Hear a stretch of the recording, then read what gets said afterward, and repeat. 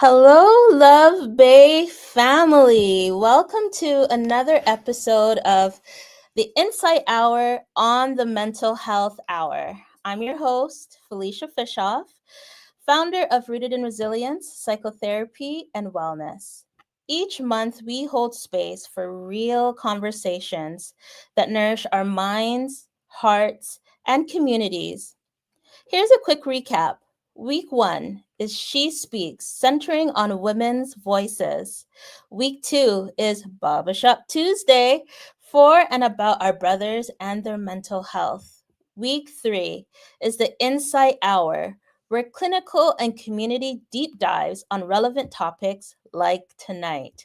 Week 4 is Real Talk, where we have raw discussions about real issues impacting our lives. And week 5 is Wild Card Tuesday, a surprise mix because life be lifing. And tonight's Insight Hour is called When School Isn't Safe, helping kids navigate racial trauma. We're talking about what we, as parents, caregivers, and community members, can do to support our children when racism in school is harming their mental health, safety, and sense of identity. I'm honored to be joined by two powerhouse guests. Charmaine Lane is a registered psychotherapist, educator, social justice activist, and cultural consultant with over 20 years of experience. Founder and director of CLR Lane Consulting and Psychosocial Services, Charmaine has worked in violence against women, children's mental health, and refugee trauma, and trains professionals across hospitals, schools, child welfare, and police services in anti oppressive, racial, trauma informed care, all while pursuing her doctorate in counseling, education, and supervision. Alethea Kador is an innovative child and youth care practitioner, psychotherapist, wellness advocate, and restorative justice mediator with over 2 decades of experience supporting Black communities through trauma, leadership development, and community wellness. She sits on multiple boards, co-chairs Toronto's Black Advisory Committee, leads healing circles for frontline workers, and is deeply committed to helping individuals, families, and systems transform through Afro-centered, decolonized lens. Tonight, we're not just naming the problem, we're offering practical tools and advocacy strategies to help you protect and uplift your child when school isn't safe. So, listen, tag your community and tune in. Our kids deserve classrooms that don't harm them, and this conversation will help us go in prepared. Reminder, this show is for educational purposes only and is not therapy. If you need support, please reach out to a qualified mental health professional. Welcome, welcome, welcome, ladies. Unfortunately, Love Bay family, we had some technical difficulties tonight, so our sincere apologies for connecting late, but we are here and we are ready to dig into this well needed topic, especially right before school. So welcome, Charmaine, and welcome, Alethea. And thank you so much for joining us here. And I always love to start by asking, why does our community need to be talking about this topic? So why does our community need to be talking about racial trauma? I think for the longest time, especially in our community, we talk about physical violence, and we're now starting to talk about sexual violence, right, or sexual trauma. But I think racial trauma, I will say, over the last maybe 5 years, since COVID-19, and I would say the racial pandemic that we had around George Floyd's time, that racial trauma has become more of a thing. But it's been around for a while. People such as Dr. Erlanger Turner, Dr. Comos Diaz, Dr. Kenneth Hardy, people like that have been talking about this for years. Yes. But I think why we need to talk about it now is we reference, like I said, physical and sexual trauma we think about, but I think we also need to to start looking at racism as a traumatic force, and even more so that racism is a violent act. Yes. Right? Oftentimes, Felicia, we hear this whole thing when people will say, well, racism or race is a social construct. And so my question always is, but does racism hurt? Right? So that's usually, so race is I said this, like race, they usually look at race as a social construct. Yep. But the question is, does racism hurt? Does racism hurt? Yes. Socially constructed. Does racism hurt? And as I was thinking about, and we've had conversations about this, you and I, and Alicia, but as I was thinking about tonight, I was reflecting on this idea that oftentimes our children especially are going through racism at school, but they're not talking about it with their parents. So it's some of that, right? Like they don't really, because we're not talking about it, so they're not talking about it. Absolutely. Right? Absolutely. And I think that sometimes as parents, we don't realize how much our kids absorb and take in, right? Especially when it's something that's so nuanced, and it's hard to really sometimes put language to the experience, right? And so, for our Love Bay family, our Love Bay listeners, what's racial trauma? Like, what is it? Oh, wow. So racial trauma it's to me, and I'm going to put it in lay terms as opposed to what it would sound like academically. So it is trauma from racism. Yeah. So while the content might be different, right? So say, for instance, we can quantify if someone's in an accident, right? So we'll know that they'll be hypervigilant if they're passing the place where the accident has happened, or, they might be feeling, having feelings like anxiety or even depression. So it's the same thing. So what we want people to understand is that the impact of racism is traumatic, and so the physiological responses are the same as it would any other form of trauma, right? But oftentimes, it's hard to quantify, like you were saying earlier, like how do you even put a finger on it? And I think tonight, and I know Alicia feels the same, when we're talking about racism, we're also talking about microaggression. So we're using them interchangeably. It's not that we're saying racism is one thing and microaggressions. And sometimes even for adults, we're in our offices or we're in workplaces where we're going through the trauma of racism. I think oftentimes it's easier for people to understand when we say the trauma or the impact of racism on our mental health. So yeah, it really is the same as any other form of trauma, because you have to begin to look at racism as a violent act. And when you look at it as violence, right, it's easier for you to understand how it can be impactful and how it then can be traumatic. Absolutely. If someone punches you in the face, right, you're not going to keep going back to be punched in the face. And yet we allow our children to go back into schools and different spaces when they're oftentimes experiencing like hardcore racism, right? Yes, absolutely. And I love that you talked about, racism as a violent act, right? Because, even in my own work with clients, a lot of times, it's hard for them. They know what they're experiencing, but at the same time, it's hard for them to call it trauma necessarily, because it's almost like a disenfranchised type of grief. They know that they're grieving, they know that they're hurting, but they don't feel like they're allowed to grieve it, because we, like you said, we often focus on like the physical traumas or the sexual traumas, but racial trauma is just as impactful. And we shouldn't compare different traumas to one another. Trauma is trauma. And that's the goal. Trauma is trauma, right? Yeah, absolutely. At least, I don't know.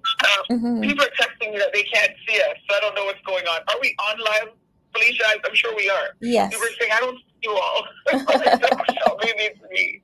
Yes. My American viewers aren't seeing us, so I don't know. Oh no! Hopefully they can tune in, our American friends. So Alethea, as we talk about racial trauma, like, what is your take? What is racial trauma, especially as it relates to things that you've seen in your profession? Well, I have the same definition that Charmaine was mentioning.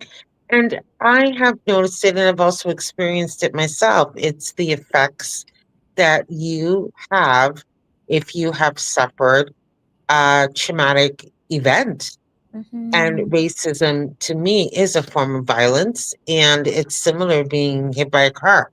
The impact Mm-hmm. is so sudden that when you get home or when you have been witnessed or maybe have had that type of attack, it Mm-hmm. might not get to you right away because you're so shocked and taken aback by Mm-hmm. the trauma or the Right. initial hit or the initial slur, that it takes you some time to process it. And then when you realize the effects or you are developing some type of symptoms, then that's when you start to realize, like, wait a minute, Mm-hmm. I've been impacted by this for many different occasions, many different times. Usually these things don't happen in isolation, and if they do, that's great. I mean, it's not that we don't know how to deal with that one particular instant, but Mm-hmm. the people that I have worked with, they can identify that it's happened to them more than once, especially around the microaggressions, because things are so covert and Mm-hmm. so subtle here that if you're not fully aware of how people speak to you and how they may respond in situations, you might even overlook that. And then it tends to become normalized here because I find people always say to me, well, rappers always use the word. So then it might not be that bad as if we used it. But it still has the same impact, and it doesn't matter the context to Mm-hmm. me. I still feel that it's a violent word. Now, when we're talking out to our youth about what's happening, what they're experiencing, I Mm-hmm. don't think they realize the impact of what it does to their self-esteem Mm-hmm. until they're really upset about it. Mm-hmm. Yes. Because the way that the culture can be, Oh, I'm sorry. The delayed Yeah. response. I also think it's more than the word, though, Felicia. Especially, and I think for students, it's more than the word. It's teachers in classrooms and the way that they think about you. Yeah. It's sitting in a classroom and you know what what they're thinking. Okay, you're not going to pass. So some of the stories I hear from young people are things like, well, they already don't think I'm going to amount to anything. So it's that subtle. We talk about microaggressions, we talk about micro insults, micro assaults, and micro invalidations. Yes. There's a lot of things that are happening that aren't overtly so, but covertly, young people are absorbing, like you said earlier, and they're absorbing it in a way where it's the messages that teachers are sending, principals are sending, communities are sending, that you end up at school and you're late and you're not treated the same way as another kid who isn't black, for instance. Yes. Right. So what message does that send to you? Yeah. As a child, right? As a young person. And I think oftentimes when our kids, I do it, and I'm sure you do it because of our profession, we'll ask our kids how they're doing. Yeah. We'll think about the racial questions, right? Yeah. My two children are very much aware of racism and microaggressions and things that aren't as overt, right? So Lisa was talking about the N-word, for instance. It may not be that. They may never hear that in their entire lives. But it doesn't mean that they aren't receiving messages that are telling them you're less than, you're never going to amount to anything. And so if as parents, we're not asking those questions. But I think some of what we might want to think about is how do we ask those questions? What are some of the things that we would say to our children? How do we if they're facing racism at home? Yes. Yes. I'm sorry, at school or in other spaces, right? And if we're noticing anxiety or depression, how do we connect it to racism? Yes. Right? So there's a lot of those things that we need to talk about. Yes. So what I'm hearing is that we need to learn how to open up these conversations and ask the questions, because just because our kids might not come home and talk about it doesn't mean that they might not be experiencing this on a day to day. Mm-hmm. And then what are those mechanisms that you put in Experiencing place? it on a day to day. I remember a story. I was training somewhere, and an older person. She had to be in her 50s at the time when I met her, and she talks about a black woman. She talks about moving from Jamaica as a kid, and going in the 60s and going to school and facing racism. And she'd come home and tell her parents, and they told her, "Well, we're not sending you to school to learn about racism. We're sending you to learn." So imagine if that's our mentality, right? And then we also have to think about people from the diaspora in general, Africa, the Caribbean, other parts outside of North America. Their experiences of racism are very different because it's been so homogenous for them, right? They come from homogenous situations. Some people say homogeneous, right? Situations. And so when they move to North America and they're parenting North American children who are then facing racism, it's like two separate worlds. Absolutely. Right? And then that becomes a clash. So it's really hard for them to even identify it, let alone have a conversation about it. So how do we then begin to identify it? So for all the parents that are listening out there, what are some things that they can do to begin to identify that this is happening? Well, there's a couple of things. The first thing is, like Charmaine mentioned, have that conversation, and there has to be some flexibility there. I know if we're just asking children, "How was your day?" You're going to get those one word answers. There has to be somewhere where we can develop some type of communication where we can figure out, hey, what was said in context? Where would this word come up that it would be used to describe or uh, talk about,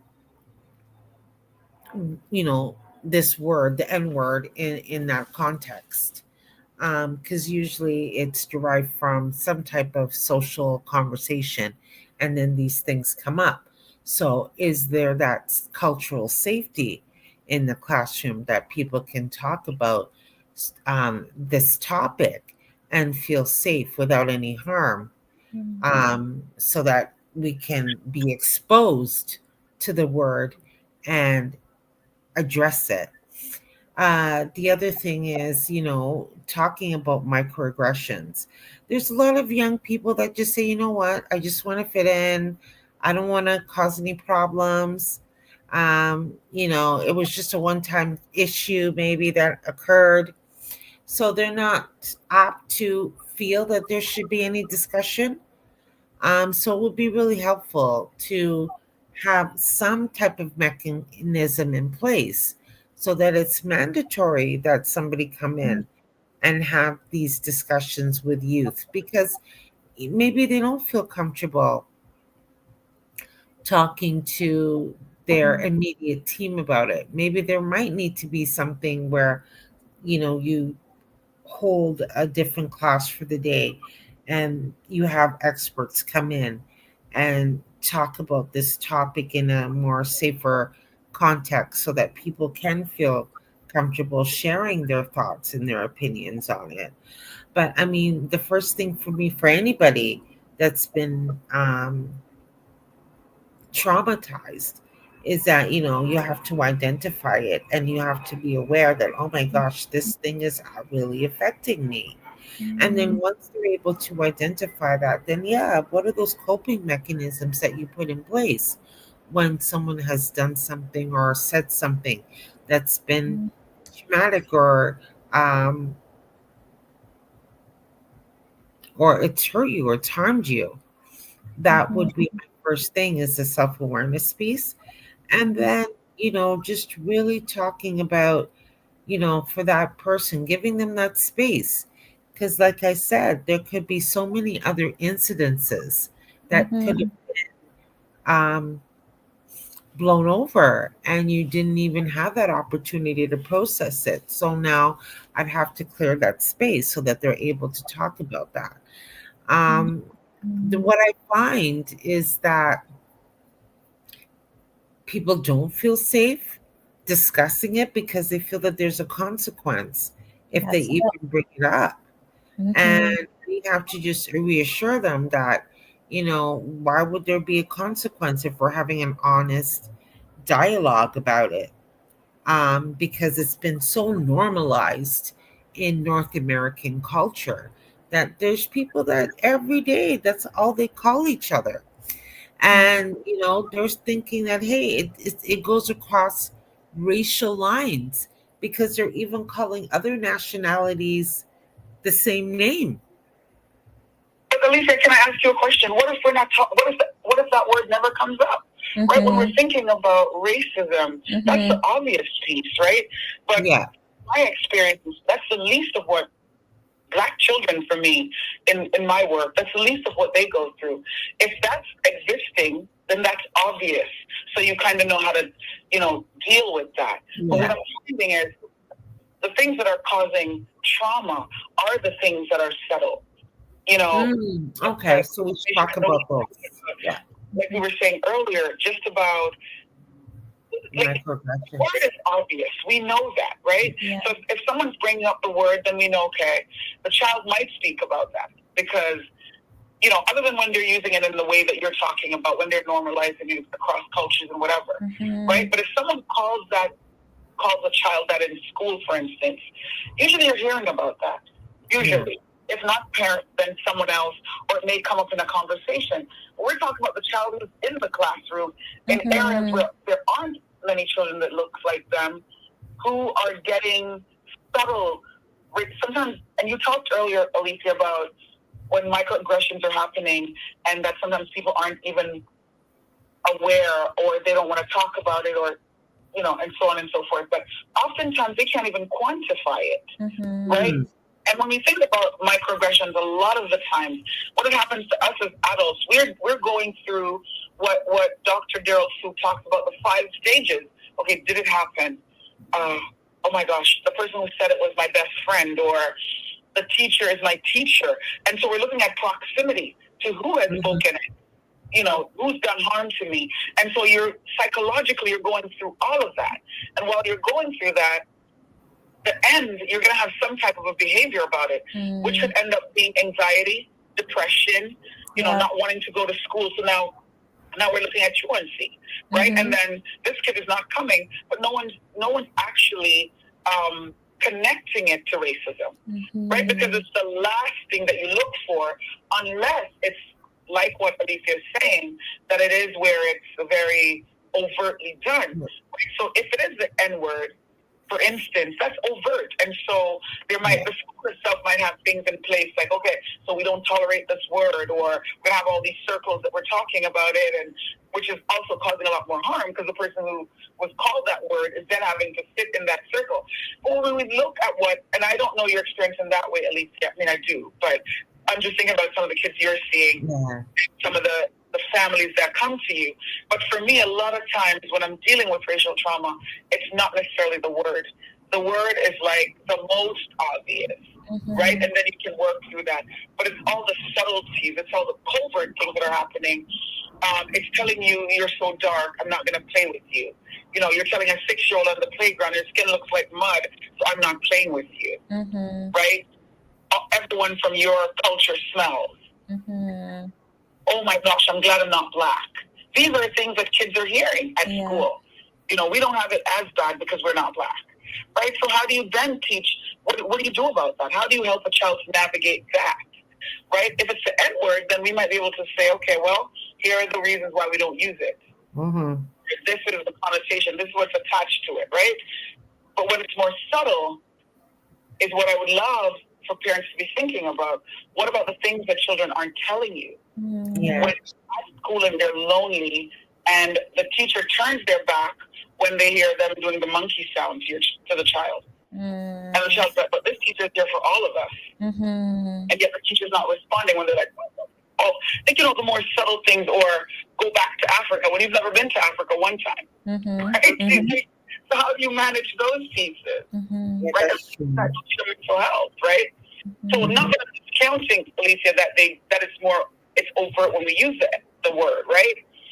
But I think when it comes to racial trauma, oftentimes, and can I give one stat before I pass it back to you? Sure. There's a body of research that talks about the idea that Black people, of all the races, of all racialized people, we face more racism than anyone else, but we're least traumatized by it. And why is that? Right? Because we're more socialized to expect it. Mm-hmm. You get what I mean? And so when we expect the overt parts of it, the obvious pieces of it, studies have shown that we're managing because we racially socialize our children. I think you need to say that again, Charmaine, because I don't want you to gloss over that stat, because I think that it's important for a lot of us to hear. Share that stat one more time. Oh, geez.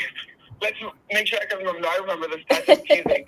No, I have it in like some of my work because I do use it in training.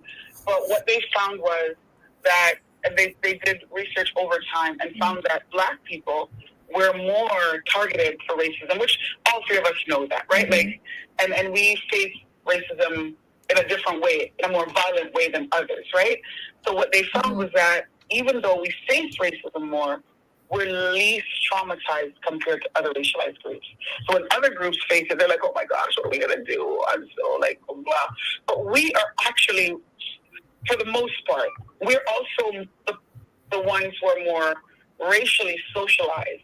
Meaning, from the time our children are 3 years old, and Dr. Kenneth Hardy talks about this, right? That we have to learn about racism at age 3, at 2, whatever age, right? While others are learning about it at 30 or when it happens to them. So the body of research found that, wait a minute, even though they experience racism more, they're least traumatized in comparison to other racialized groups. Right? And this is because they've been, racially socialized in comparison to other people. Okay. So yeah, some of that.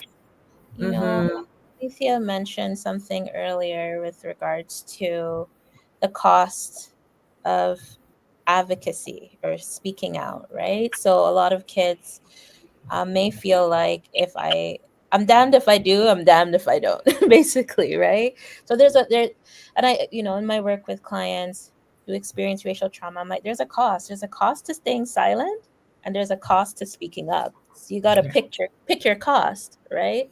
So how does this relate to, parents who may want to advocate for their kids, or for kids who want to advocate for themselves? Take it, Alicia. I was talking a lot. Well, I was just thinking about it.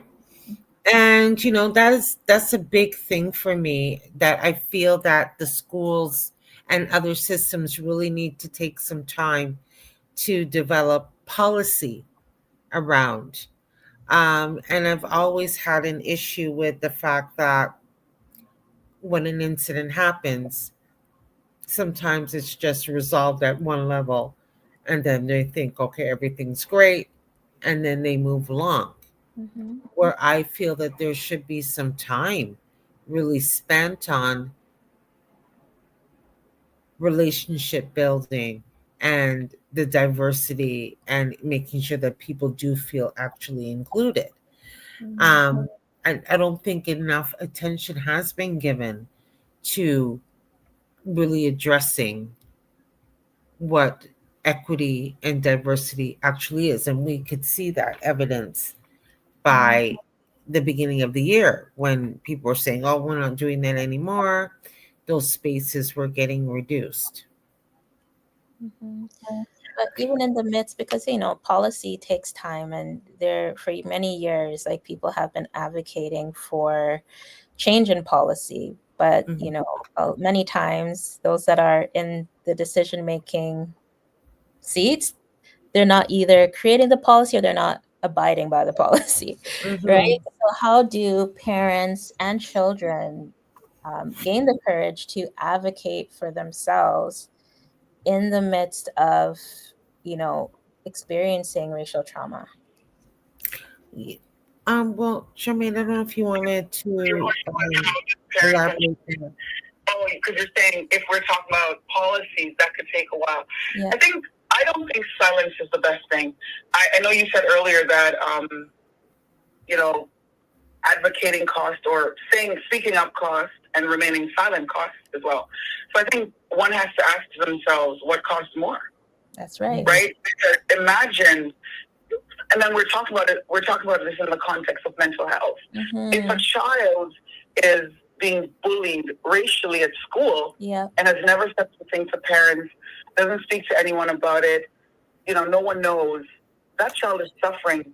Enough time will pass and depression will set in, anxiety, or some of the other things that I mentioned earlier when we talk about other issues of mental health. So I think I'm always for people advocating for themselves in that, because I think what we also have to recognize is that the schools and society knows that this thing exists, whether they own it or not. That's right. And so if your child is in a school where you suspect or you have proof that there is, that they're not being, like you said, Alicia, treated equitably, then why not address it, right? And how we address it is always what's important, right? So people will say, well, I know I've gone to address on behalf of families, and they've called parents the angry black woman or whatever. Yes, exactly. Yeah. You really have to be okay with all of that, right? Because, like you said earlier, advocacy comes with a lot of, if you're choosing to be an advocate, you need to be prepared to work, right? It comes with you sometimes losing your rights, like all these other things, right? So all of it takes us into a place where we need to put ourselves on the line. Nothing good ever comes out of us being silent, right? So I think if we suspect racism, and I don't want us to forget that we're talking about mental health issues, the impact of racism on mental health. Yeah. So if it was sexual trauma, would we advocate? And I'll use this example. If my child came home and told me they're being punched in the face at school, or somebody, punched them or I'm in there. And so would all of us on here. Absolutely. Yeah. Without if a the child question. tells us that racism exists, we're then on eggshells trying to figure it out. So I think what I'd like to see when we're talking about advocacy is for people to begin to change the narrative about racism. It can no longer be tabooed, right? Yeah. It can no longer be a thing that we don't think causes much harm as physical violence, right? And so I think it's situating it in the narrative that it is a violent act. Yeah. And because it's violence, we need to deal with it as such. And so when we understand that, we're not then having to worry about should I advocate or not. Because what needs to be in our minds is if my child was sexually assaulted at school, I'm in there. And there's going to have to be all these things that are set up, and everything needs to be in place to support my child, right? So parents have to begin to think, if I suspect or I think my child is not being treated equitably, then I'm on it. Yeah. And we want to teach our children, because I think my child, if the child is fearful because I'm being threatened, if I'm being sexually assaulted at school or wherever, I'm fearful to say something because the person has threatened me, so I'm not going to say anything. Like, I think my entire goal of this session is for us to begin to change the narrative about racism, right? And the impact that it has. We have to put it in its position, and the position it needs to be in is that it is a violent act. And we by using microaggression and racism interchangeably. And we understand that it's a violent act, there's no getting around it. Because you're not going to put up with physical violence happening to your child at school, and you wouldn't put up with sexual violence. So why are we putting up with racial violence? Yeah. And, this is the thing that really escapes me too, Charmaine, is, the evidence says that we've been socialized to accept it. But where? No. We haven't been socialized to accept it. We've been socialized to recognize it, right? So because racial socialization teaches us that it's coming, right? So like similar to the talk that you have with your child about the car and this and that. So no, I'm sorry if I made it sound that way. Not to accept it, my love, but to actually know that it's coming. So the three of us, say that we are racialized women on here. I am Black, you're racialized, but of two different races, other BIPOC folk, right? What they're saying, oftentimes, it's a surprise to other races, whereas to us, it's coming.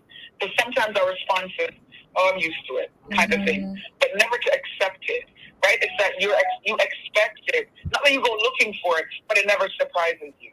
So the impact that it will have on you looks different than on someone else. I'm sorry if I made it accepting was what we're looking for. No, we're never going to accept. That's Okay, what well, that could have been my interpretation that, I was thinking that because I thought, because when it is coming, we're not walking around being hyper vigilant, saying, okay, I don't know who to trust, because usually the people that give us the most impact are the ones that, like you said, they're the caregivers, they're the ones that have the authority.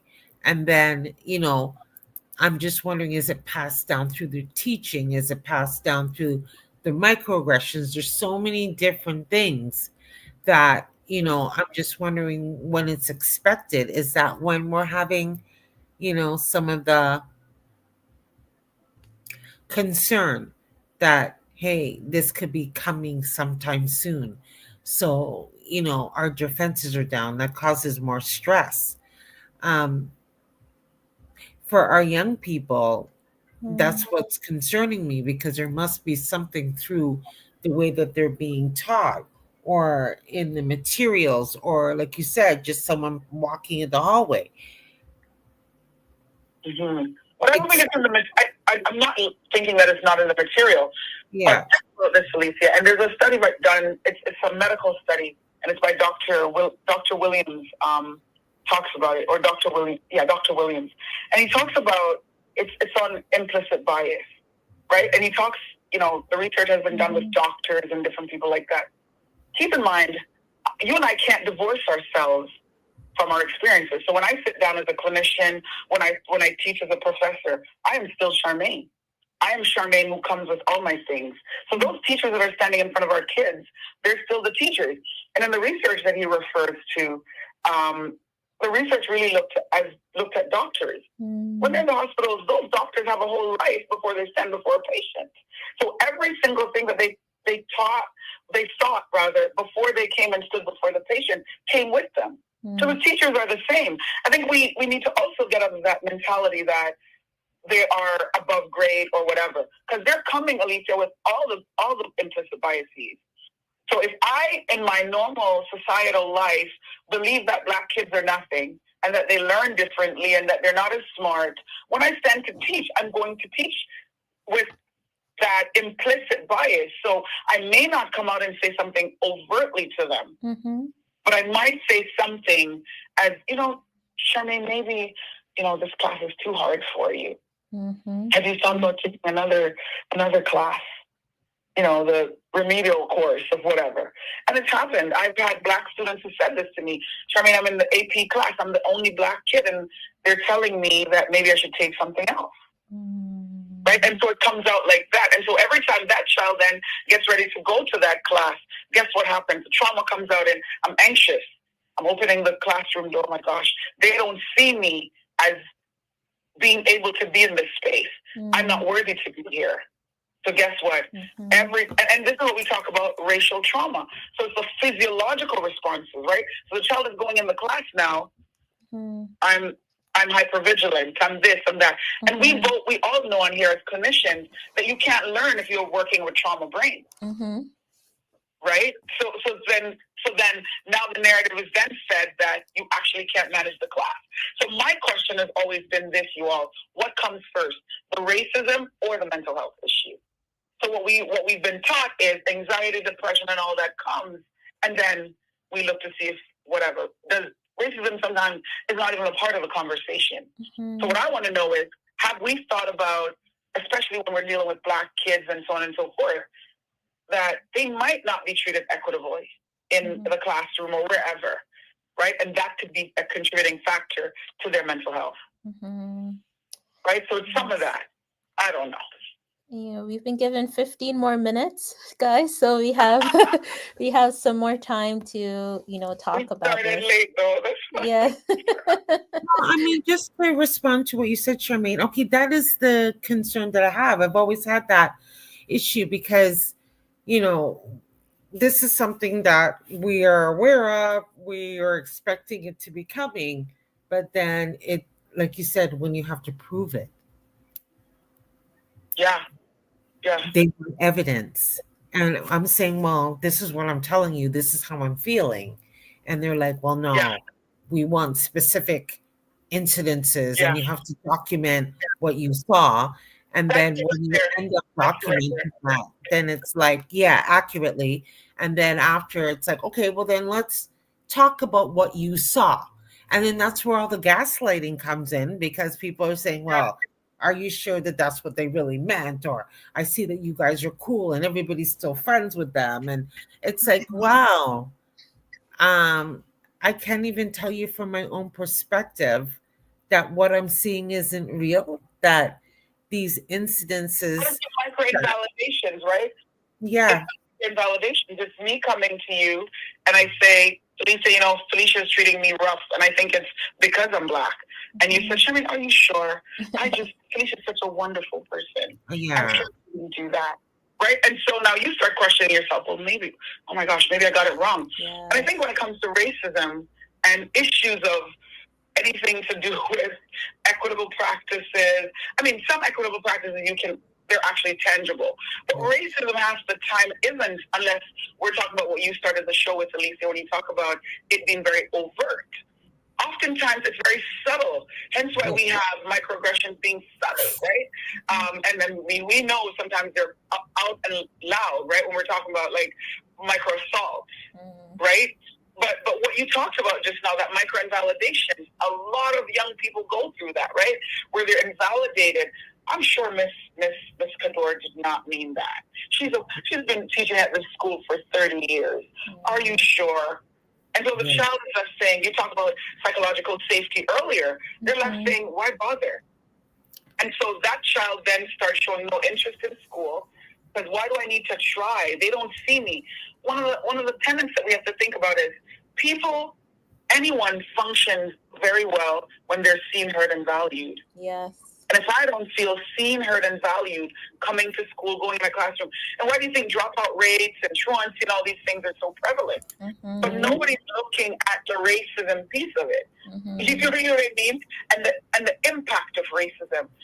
I am so fed up with it, because racism is a real thing. Mm-hmm. And it causes a lot of trauma for Black youth, right? And for racialized youth in general. Mm-hmm. Yeah. Yeah. And then, I mean, it does show in our marks and the way that we present ourselves in those spaces.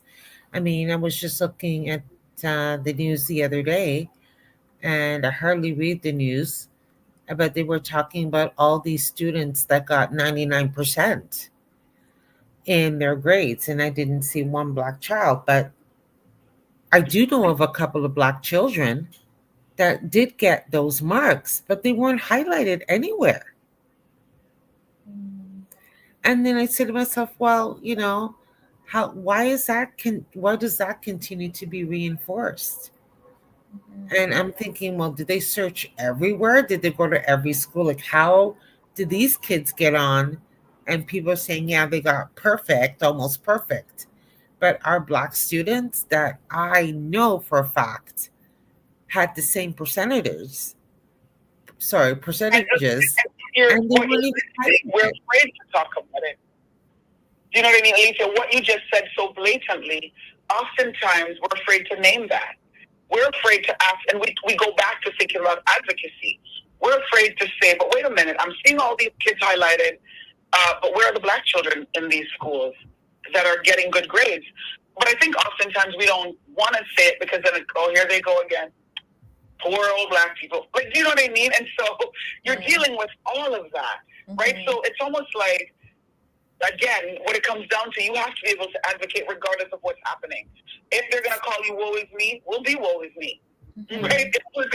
But we have to highlight exactly what you're saying. Like, where are all the Black students who had good grades? You want to tell me one of them couldn't be highlighted? Mm-hmm. My goddaughter just graduated as an Ontario scholar. And my little cousin was an Ontario scholar. I was an Ontario scholar. So what? Do you know what I mean? Like, how come the highlights aren't there? Mm-hmm. Yeah. Yeah. Mm-hmm. But then that also reinforces the other stereotypes, right? That we could never get to that level. So then why bother? And then that also has another effect, right? When we're not being highlighted and we're not being.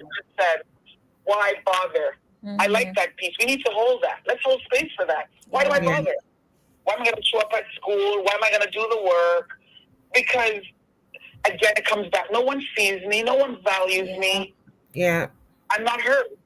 Right? I'm not being heard and valued. So what's the point of it?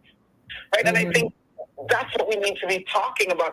Parents need to be asking these questions. Like, when was the last time you sat down with your child and said, what is it like being a Black child at your school? Yeah. Then they do that racial storytelling. What has it been like, you being the only Black kid in the classroom? I came to your school the other day for the function, and I counted 6 of you all in the school. What has it been like? But oftentimes, and this is, don't stone me in our communities today, but I really have to say this. Oftentimes we do this where we're like, oh, I'm moving away from Black people. I'm not living around my own kind. I'm not doing this, right? And so we place our kids in environments where they're the only ones. And we think they're not going to be traumatized. That's the thing. We need to talk about that piece. That's something we don't talk about as well. So I'm going to move my kid to, I don't know, some far place in Ontario where there are 6 Black people in the whole community of thousands. And your kid is one of, like. But then again, that is another part of reinforcing the racism. Well, if you want to look at it from that perspective. Internalized, right? That internalized racism. Yeah, and saying that, if I'm in this neighborhood, then that means that I'm going to be absolved from any type of racial impact, when we're noticing that it doesn't really, it has nothing to do with where you live per se. I mean, sometimes it's even worse for people that have moved away. I agree with you. I think, and I won't stereotype any place in Toronto, but it can happen. It doesn't matter where you live, Alicia. I think what ends up happening happens differently, right? So I think, say in Toronto, where I am and where you are, in Toronto, we might see it where we get away with it because it's such a diverse city. So we're like, oh, so it hides itself, right? Whereas if I lived in Bowmanville or somewhere far, and I'm one of 4 kids in a school, it shows up more, or it shows up differently. But absolutely 100%, Alicia, I agree with that. But I would add to that we hide it in the cities, right? But it shows up differently in that you're just kind of going through. You can't even read by the time you graduate in the cities, right? Whereas in a far place, you might hear the N-word. They might do the monkey sounds. You know what I mean? And the teachers just ignore it. So those are the differences, but I think it exists everywhere. Absolutely right. So, because we're winding down, and, for parents that are listening, and we're about to go into the school year, right? 2025, September, right? What would you say would be their next steps in, as they prepare their children, as they prepare themselves going into this upcoming academic year? Well, I think there has to be that self awareness again, and we need to start naming it and really giving our children the space to start amplifying their voices. I know these things are so subtle, and I know there's ones that are, things that are clearly overt. I think we need to start preparing our children to understand what that looks like, and having those conversations. And I remember my parents just sitting at the dinner table, letting me know that, hey, I was a victim of racism at my workplace, and I ended up taking my employer to court. I mean, this is one of the things that I heard from my parents, that, I'm not putting up with it, and I'm going to be dealing with it. And that gave me the permission to say, you know what? If my parent is doing that, then I should be able to feel comfortable, and I should be able to understand what it is. But for the kids that are not that vocal, Charmin made it clear, you can see the changes in their behavior. Yep. By the school refusal, the anxiety, not wanting to get up in the morning, acting out before school starts. I mean, all these things are very clear. Our children don't hide when they're going through issues. It's just you to observe the behavior change, and then make sure that you have that relationship with them that you can address. Hey, I've noticed that there's been some changes here. and hopefully they'll be able to let you know what's going on.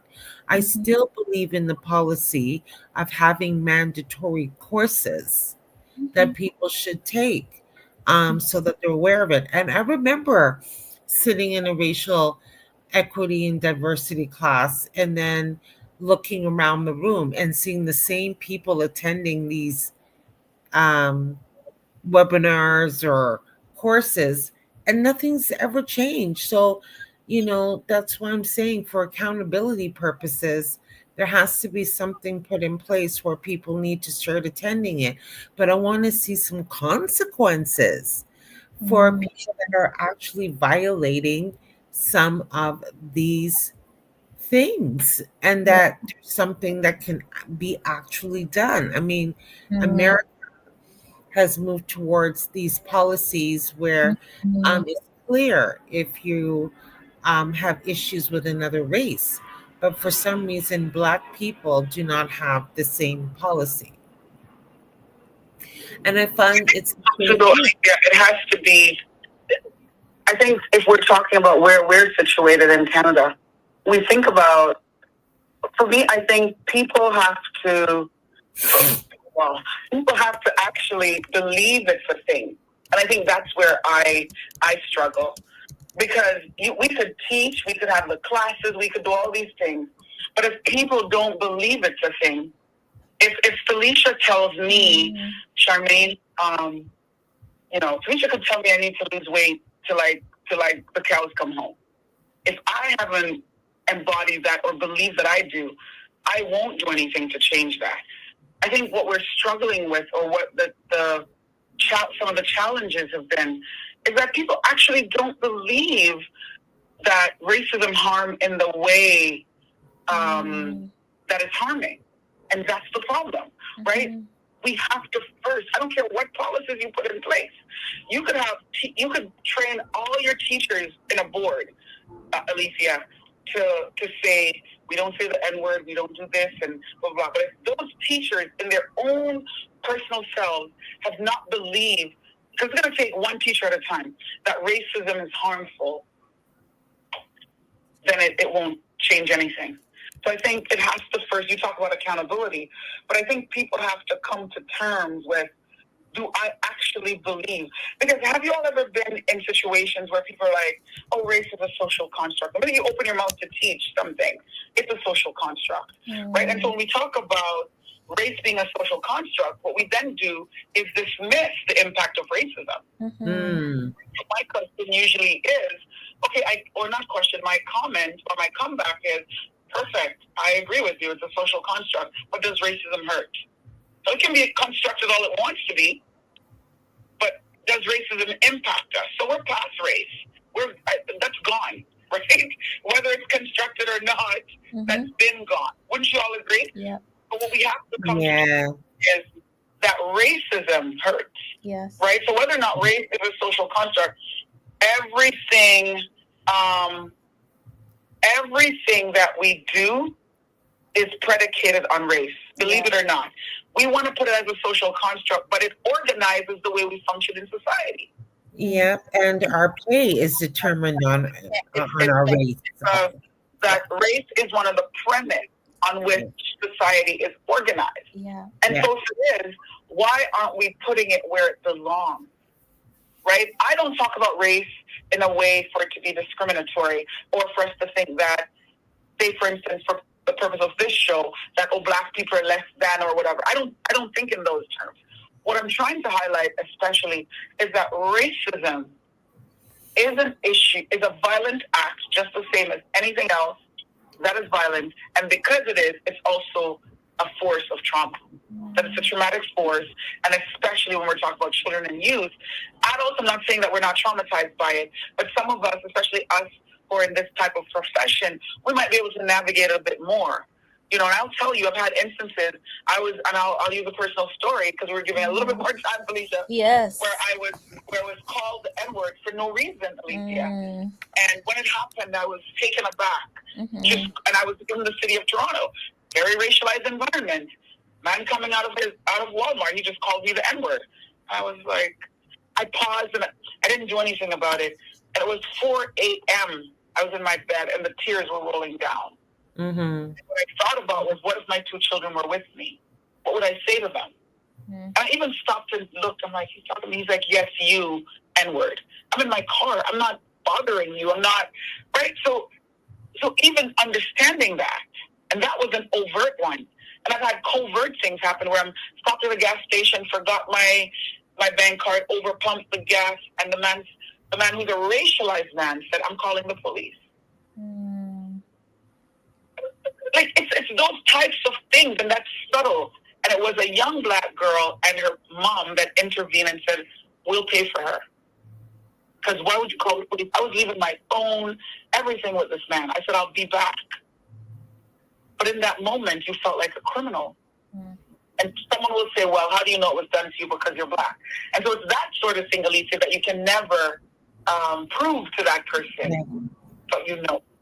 Do you know what I mean? And so when we talk about racism being, and for months, I wasn't able to look at that gas station.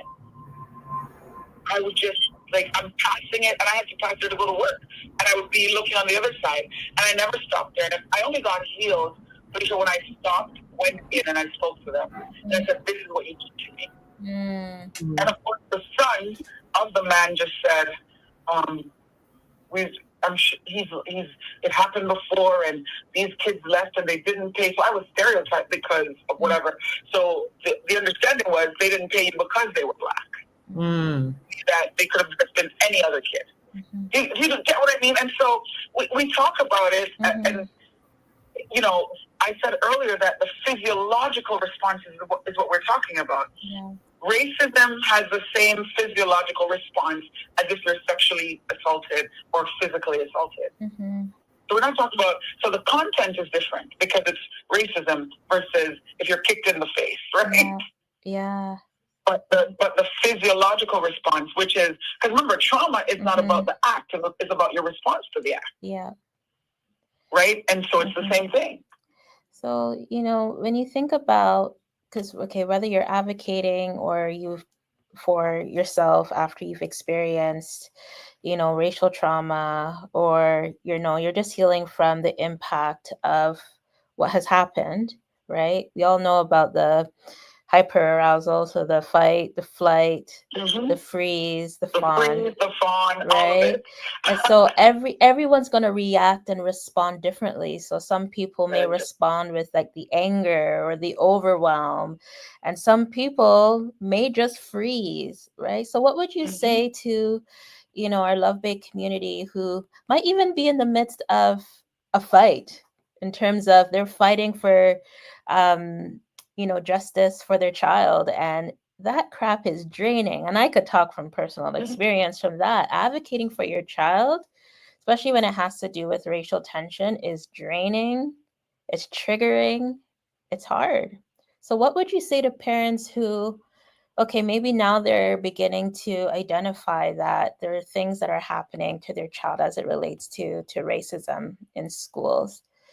What would you say to them to prepare them for the impact of this advocacy?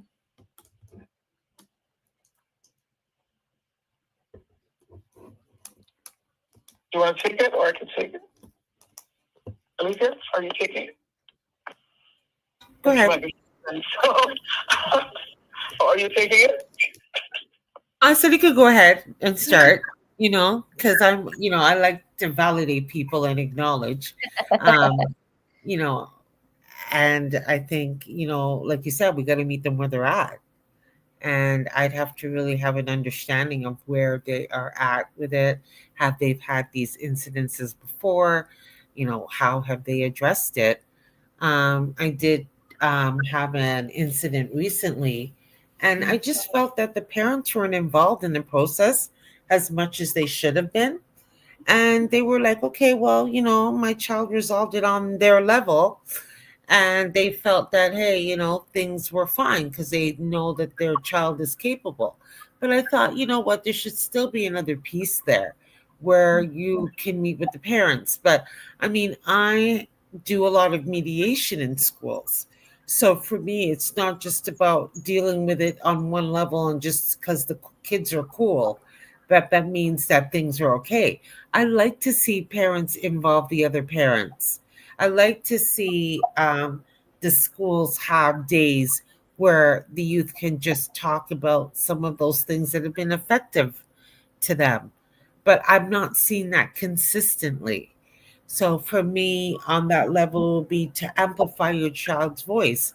If they're telling you that there's something that's concerning to them, and you're noticing those behavioral changes, then that means that you do have that right to investigate what's going on with your child. Mm-hmm. And I think for parents, and I think Charmaine, you said this, to continue to engage and have that open communication and start naming it in your home so that when they go to school, they can say, hey, you know what, something's not right and things have changed the way that people engage and interact with me. And then start having those dialogues because, again, if they're not aware of what it looks like, then it's going to continue to be normalized. So I think we have to start naming these things and letting our children know what that looks like. And just for the little kids that are in public school, and someone says, oh, I don't want to play with you because you're black. I mean, these children are able to express that. So that means that your child should have those tools to develop what Mm-hmm. that, but it all starts with us. It all starts with the guardians and the parents coming to And terms with it and actually start yeah, naming it for what yeah. it is. And I know that this came up when we were kind of doing our preamble discussion about, sometimes when our kids come home and, they do express that they're going through, they were like, oh, you're so strong, like you just buck up. You could do this. Like you could overcome anything. And, Yeah, but Felicia, you talked about earlier. I want to go back to it. You talk about the trauma responses that we go through, right? Yeah. And we all do. Freeze, fawn, fight, or flight. Those four. And it's I always like to attach trauma and attachment together, and I do it with racial trauma just the same. Yeah. But I want to say this quickly before responding to that piece that you just talked about. This idea of when, especially Black people, begin to be in fight mode, then you're looked at as aggressive. You're looked at as all those other things, but we're never thinking that it's a trauma response, right? And then, of course, flight. You just like, I don't want to deal with this. I'm not sending you to school to deal with this. Yep. Let us not care about it. Hold your head down. Similar to what you're saying, like, oh, you're so strong, you're so resilient. No, none of that is what we're talking about here. Not here tonight. I mean, in our homes and in spaces where we need to make sure that our children's voices are amplified. But I agree that we have this narrative that, you've been socialized to deal with it, so you'll know how to deal with it. I think we also need to get away from that. We really need to get to the point where, and I will say this and keep saying it, where it's no longer taboo, right? And that we understand that there are all these different ways to respond to, and we kind of say to respond to racial trauma, but we don't know if it's trauma yet, because not everybody who experiences racism will be traumatized. Trauma. That's right. Not everyone that has an accident will be traumatized by it. Not everyone that's sexually traumatized, sexually assaulted or physically. So we have to come to terms with understanding when does it become traumatic?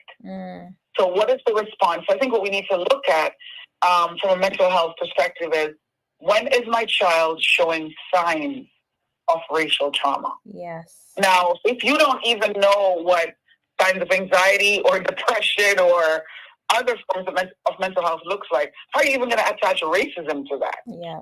Right? I think racism is the last thing that you even think about. Not our first. Let's be for real. When our kids come home with mental health issues, not us here, because we know what we're like. It's our job, so we look for it.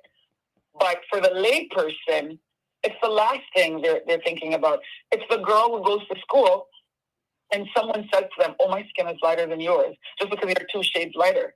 And then your daughter spends the rest of the time trying to wear makeup that is lighter than her just to look lighter. What happens to that child then when they're now doing things in their room that you don't know about? And then you start thinking about it in terms of other things, but never asking, what has happened to you. So I think parents need to start having what's called racial storytelling, really asking their children. And Elisa, you were so fortunate to have parents that actually talked with you about racism. Most Black families don't do that. And if we do, what we say is racism is out there, it exists, but we don't have any, similar to the parents who will say to their child, don't have sex because you'll be pregnant, but no other context. Right? I was one of those kids where that's all my mom said. And I was like, what? Right? So they don't tell you anything. And it's a lot of us, especially a lot of Caribbean people, function that way. Right? So how do we begin to bring the race into the conversation without allowing kids to feel as though they have to go looking for it? So we're not saying that you should look for it, but we're saying that it's always on the table. Because when you walk into a school, you bring your entire body there with you. Yeah. So if I'm a Black girl going to school, I can't divorce myself from being Black when I get into the school and just be a student who is void of every Black thought or everything that I come up with, or everything that I think about myself, the fact that my hair texture is different than the other kids in the class, or all these different things, or that I need something else for my skin, or that I'm going to be ashy if I jump in the pool. Like, these conversations has to be had. Yeah. And so I remember I had a case where a little boy, a social worker shared with me, the boy didn't want to jump in the pool because he was worried his skin was going to be ashy in front of all the other people. And good thing she was there as a Black social worker who was able to say, don't worry, I have lotion. You know what I mean? So parents, if you're sending your kids to swimming and you haven't packed lotion, and then you don't think anything of that, or you haven't said, no, you can't go in the pool without a swim cap. You got to wear some dreadscapes, which is different than what regular swim cap that people are wearing. Right? So we have to have the conversation in a real way. Like, it can't just be like, we're like, well, you know, racism exists. We need to really talk about it in ways that make sense to the kids, so that then when they're out there, the application becomes easy. Right? And then, so I think parents themselves have to become comfortable, because we live in a world where, and when we put religion and stuff in there, Felicia, then we say, well, God loves all of us, or these types of things. And we know he does. But he also made us all different.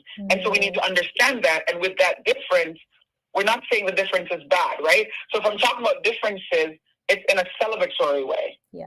Right? And not in an othering way.